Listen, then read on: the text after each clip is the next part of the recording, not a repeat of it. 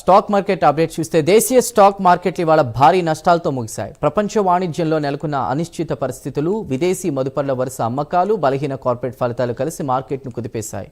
ఒక్క రోజులోనే మదుపర్ల సంపద లక్షల కోట్లలో ఆవిరైంది.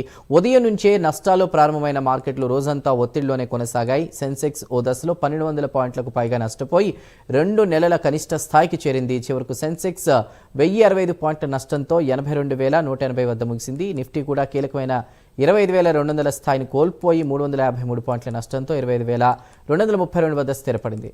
మార్కెట్ పతనంతో బీఎస్ఈలో లిస్టెడ్ కంపెనీల మొత్తం మార్కెట్ విలువ భారీగా తగ్గింది. మదుపర్ల సంపద ఒక్క రోజులోనే దాదాపు 9 లక్షల కోట్ల రూపాయలకు పైగా కరిగిపోయింది.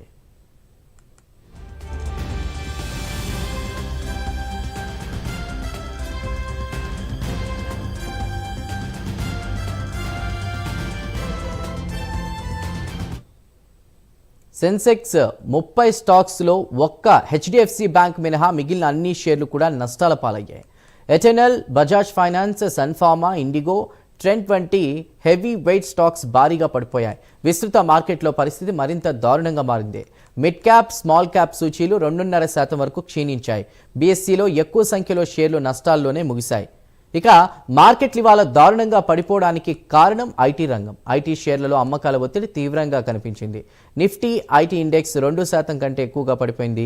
విప్రో, ఎల్టీఐ, మైండ్ట్రీ వంటి కంపెనీల షేర్లు భారీగా నష్టాలు చవిచూశాయి. కేంద్ర ప్రభుత్వం తీసుకొచ్చిన కొత్త లేబర్ కోడ్స్ కారణంగా ఐటీ కంపెనీల ఖర్చులు పెరిగే అవకాశాలు కనిపిస్తున్నాయి. దీంతో బలహీన త్రైమాసిక ఫలితాలు రావడంతో ఐటీ రంగ భవిష్యత్ లాభాలపై ఆందోళనలు పెరిగాయి.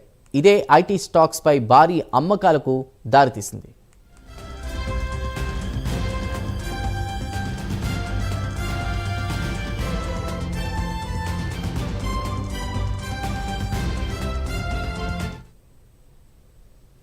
దేశీయ కారణాలతో పాటు అంతర్జాతీయ పరిణామాలు కూడా మార్కెట్లపై తీవ్ర ప్రభావం చూపించాయి. యూరోపియన్ దేశాలకు టారిఫ్లు విధిస్తానంటూ అమెరికా అధ్యక్షుడు ట్రంప్ చేసిన వ్యాఖ్యలు మళ్లీ గ్లోబల్ ట్రేడ్ వార్ భయాలను తెరపైకి తెచ్చాయి. ఈ పరిణామాలతో ప్రపంచ మార్కెట్లలో రిస్క్ భావన పెరిగింది. అదే ప్రభావం మన మార్కెట్లపైన పడింది. మరోవైపు విదేశీ మదుపర్ల వరుస అమ్మకాలు మార్కెట్ సెంటిమెంట్ను మరింత బలహీనపరిచాయి. ఇప్పటికే ఈ నెలలో వేల కోట్ల రూపాయల విలువైన షేర్లను ఎఫ్ఐఐలు విక్రయించారు. ఇవాళ కూడా భారీగా ఈక్విటీ నుంచి నిధులను ఉపసంహరించుకున్నారు. విదేశీ నిధుల నిష్క్రమణ కొనసాగుతుండటంతో మార్కెట్లలో స్థిరత్వం కనిపించడం లేదు. మరోవైపు మార్కెట్లలో ఈ స్థాయి పతనం మదుపర్లలో భయాన్ని పెంచుతోంది. అయితే నిపుణులు మాత్రం దీన్ని దీర్ఘకాల దృష్టితో చూస్తున్నారు. ముఖ్యంగా స్మాల్ క్యాప్, మిడ్ క్యాప్ షేర్లలో విలువలు గణనీయంగా తగ్గాయని, ఇది క్రమంగా పెట్టుబడులు పెట్టేందుకు ఒక అవకాశంగా మారవచ్చని చెప్తున్నారు. అయితే ప్రస్తుతం మాత్రం మార్కెట్లలో ఒడిదుడుకులు కొనసాగుతాయని హెచ్చరిస్తున్నారు. మొత్తానికి గ్లోబల్ అనిశ్చితులు, బలహీన కార్పొరేట్ ఫలితాలు, విదేశీ మదుపర్ల అమ్మకాలు కలిసి మార్కెట్లను ఇవాళ తీవ్రంగా కుదిపేశాయి. ఇది తాత్కాలికమా లేక ఇంకా పతనం కొనసాగుతుందా అన్నది రానున్న రోజుల్లో ప్రపంచ పరిణామాలు, పెట్టుబడిదారుల సెంటిమెంట్పై ఆధారపడి ఉండనుంది.